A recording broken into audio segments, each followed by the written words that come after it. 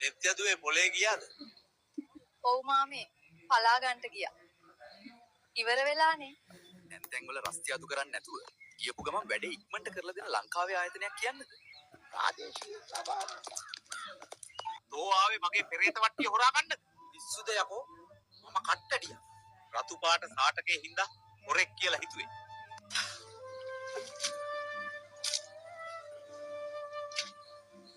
දැන් තමයි මට නයිය බගින්නේ. ඇයි ඔයාට මං කියන කිසි දෙයක් තේරෙන්නේ නැත්තේ? ඒ කිව්වේ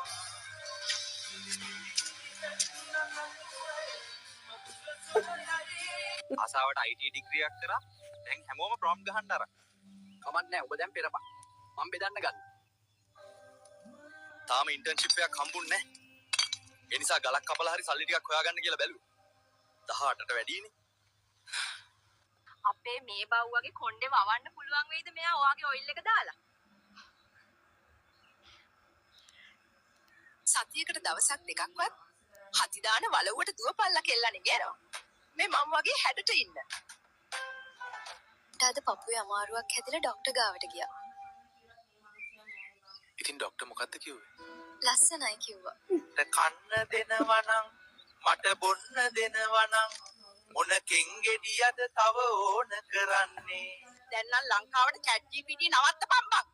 නැත්තම් මුන් කියන ඒවට රගපාල කොන්දක් කැඩෙනව රෙද්ද?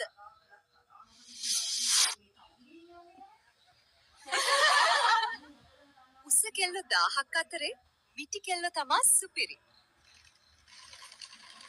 බොන කොල්ලෝ 1000ක් අතරේ නොබොන කොල්ලෝ රත්තරන්.